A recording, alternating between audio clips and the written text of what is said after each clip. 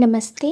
आज हम unit 6 Mijbil the otter chapter की रीडिंग स्टार्ट करेंगे।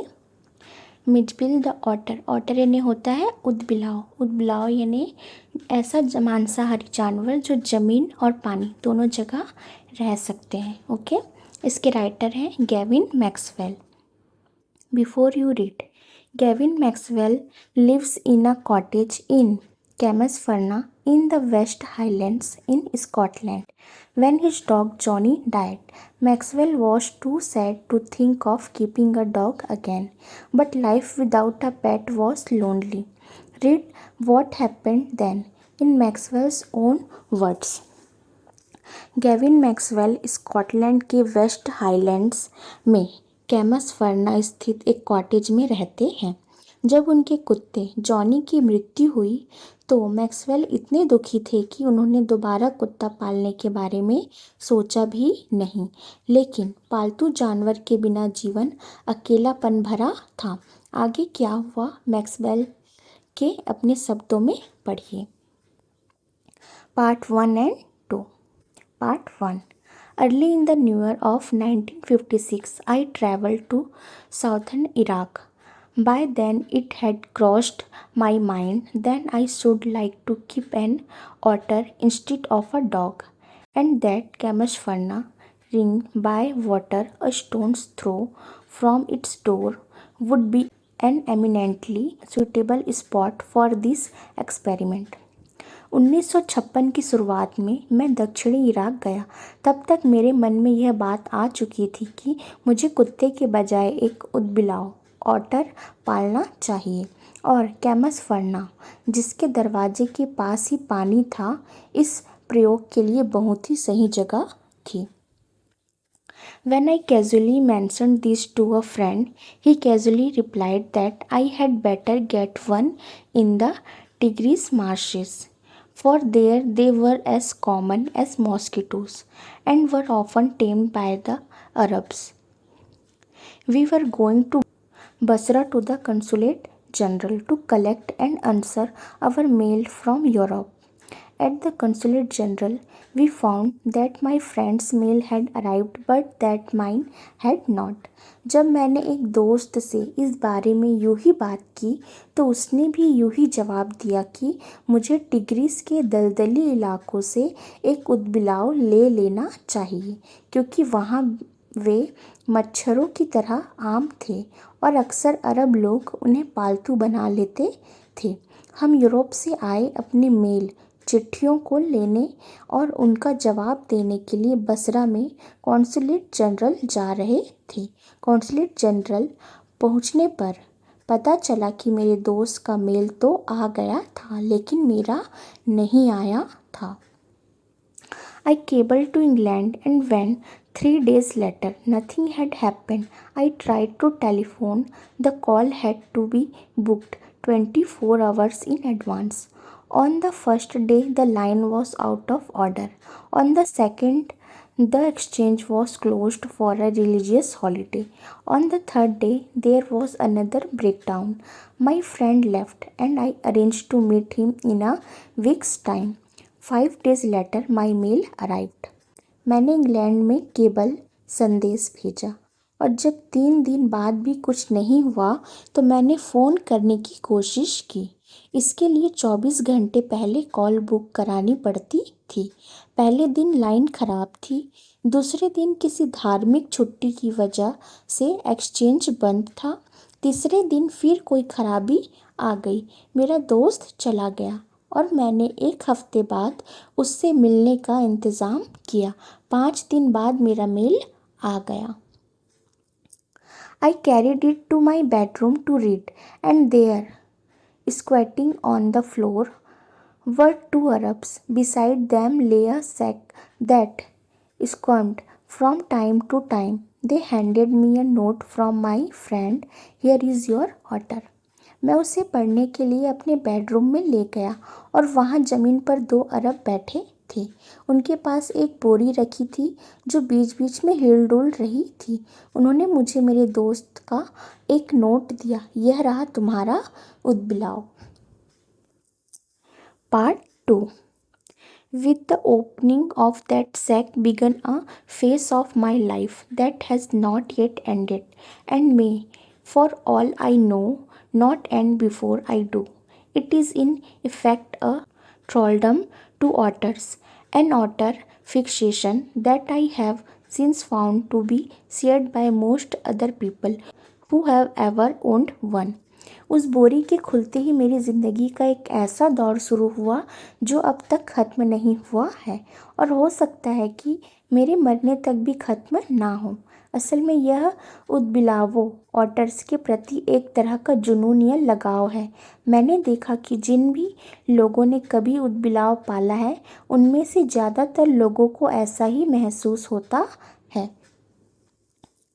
The creature that emerged from this sack onto the spacious tiled floor of the consulate bedroom resembled most of all a very small, medievally conceived dragon.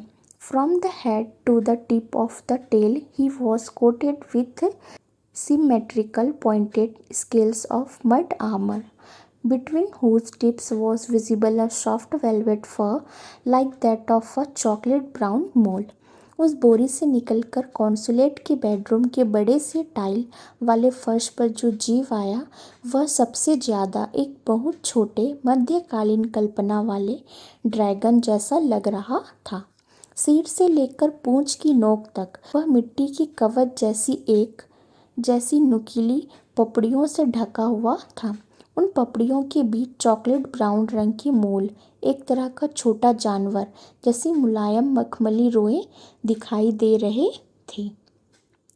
He shook himself, and I half expected a cloud of dust, but in fact it was not for another month that I managed to remove the last of the mud and see the otter as it were in his true colors. उसने अपना शरीर झटका और मुझे लगा कि धूल का गुबार उड़ेगा, लेकिन असल में मिट्टी की आखिरी परत हटाने और उस उदबिलाव को उसके असली रूप में देखने में मुझे एक और महीना लग गया। Mijbil, as I called the otter, was in fact of a race previously unknown to science and was at length christened by zoologist Lutrogale Perspicillata maxwelli or Maxwell's otter. For the first 24 hours, Mijbil was neither hostile nor friendly. He was simply aloof and indifferent, choosing to sleep on the floor as far from my bed as possible. Mijbil, जैसा कि मैंने उस उदबिलाव otter का नाम रखा था, असल में एक जैसी प्रजाति का था जिसके बारे में विज्ञान को पहले कोई जानकारी नहीं थी। बाद में प्राणी वैज्ञानिकों ने उसका नाम लुट्रोगेल पर्स्पिसिलाटा मैक्सवेली या मैक्सवेल का उदबिलाव रखा। शुरुआती 24 घंटों तक मिजबिल ना तो दुश्मन जैसा व्यवहार कर रहा था और ना ही दोस्त जैसा। वह बस सबसे अलग थलग और बेपरवाह बना रहा और मेरे बिस्तर से जितनी दूर हो सके ज़मीन पर सोना पसंद किया। The second night Mijbil came onto my bed in the small hours and remained asleep in the crook of my knees until the servant brought tea in the morning, and during the day he began to lose his apathy and take a much too keen interest in his surroundings. दूसरी रात देर रात को Mijbil मेरे बिस्तर पर आ गया और सुबह जब नौकर चाय लेकर आया तब तक वह मेरे घुटनों के बीच सोता रहा। दिन के समय उसकी बेरुखी कम होने लगी और वह अपने आसपास की चीज़ों में गहरी, बल्कि ज़रूरत से ज़्यादा गहरी दिलचस्पी लेने लगा। I made a body belt for him and took him on a lead to the bathroom, where for half an hour he went wild with joy in the water, plunging and rolling in it, shooting up and down the length of the bathtub under water and making enough slosh and splash for a hippo. मैंने उसके लिए एक body belt बनाया और उसे पट्टे से बांधकर बाथरूम ले गया। वहाँ आधे घंटे तक वह पानी में खुशी से पागल हो गया। पानी में डुबकी लगाना और लौटना, बाथ टब की लंबाई में पानी के अंदर तेजी से ऊपर नीचे आना जाना और इतना पानी उछालना व छपछपाना मानो कोई दरियाई घोड़ा हिप्पो हो।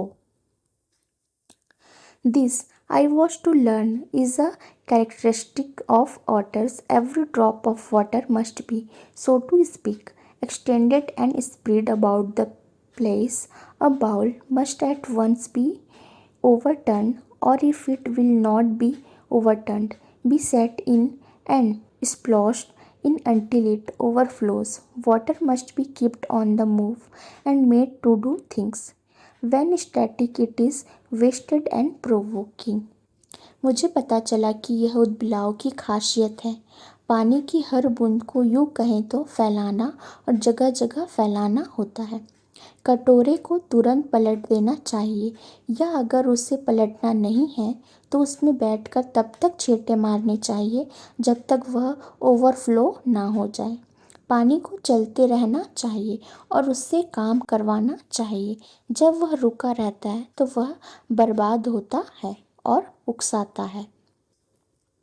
2 days later, Miss Bill escaped from my bedroom as I entered it, and I turned to see his tail disappearing round the bend of the corridor that led to the bathroom.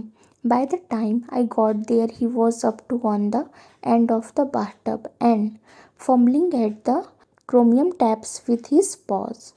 2 दिन बाद जब मैं अपने bedroom में दाखिल हुआ तो Mijbil भाग गया और मैंने मुड़कर देखा कि उसकी पूंछ बाथरूम की ओर जाने वाले कॉरिडोर के मोड़ पर गायब हो गई। जब तक मैं वहां पहुंचा वह बाथटब के किनारे पर चढ़ गया था और अपने पंजों से क्रोमियम के नलों को टटोल रहा था। I watched amazed. In less than a minute, he had turned the tap for enough to produce a trickle of water, and after a moment or two achieved the full flow. He had been lucky to turn the tap the right way. On later occasions, he would sometimes screw it up still tighter, chittering with irritation and disappointment at the tap's failure to cooperate. मैं हैरान होकर देखता रहा। 1 minute से भी कम समय में उसने नल को इतना घुमा दिया कि पानी की एक बूंद निकलने लगी और 1-2 पल बाद पूरा पानी बहने लगा। वह लकी था कि नल सही तरीके से खोल लेता था। बाद में कभी कभी वह उसे और भी ज़्यादा कस देता था। नल के काम न करने पर चिढ़ और निराशा से चिल्लाता था। Very soon, Midge would follow me without a lead and come to me when I called his name. He spent most of his time in play. He spent hours shuffling a rubber ball round the room like a 4-footed soccer player, using all 4 feet to dribble the ball, and he could also throw it with a powerful flick of the neck to a surprising height and distance. बहुत जल्द मिज बिना पट्टे के मेरे पीछे आने लगा और जब मैं उसका नाम पुकारता तो मेरे पास आ जाता। वह अपना ज़्यादातर समय खेलने में बिताता था। वह घंटों कमरे में रबर की गेंद को ऐसे घुमाता रहता था जैसे कोई 4 पैरों वाला फुटबॉल खिलाड़ी अपने चारों पैरों का इस्तेमाल करके गेंद को ड्रिबल करता हो, और वह इसे गर्दन के एक जोरदार झटके से, हैरानी की बात है कि ऊंचाई और दूरी तक फेंक भी सकता था। But the real play of an otter is when he lies on his back and juggles with small objects between his paws. Marbles were Midge's favorite toys for this pastime. He would lie on his back, rolling 2 or more of them up and down his white, flat belly without ever dropping one to the floor. लेकिन उदबिलाव का असली खेल तब होता है जब वह अपनी पीठ के बल लेटकर अपने पंजों के बीच छोटी छोटी चीज़ों से करतब दिखाता है। इस टाइम पास के लिए मिज के पसंदीदा खिलौने कंचे थे। वह अपनी पीठ के बल लेटकर 2 या ज़्यादा कंचों को अपने चौड़े सपाट पेट पर ऊपर नीचे घुमाता रहता था, लेकिन एक भी कंचा जमीन पर नहीं गिराता था। ओके।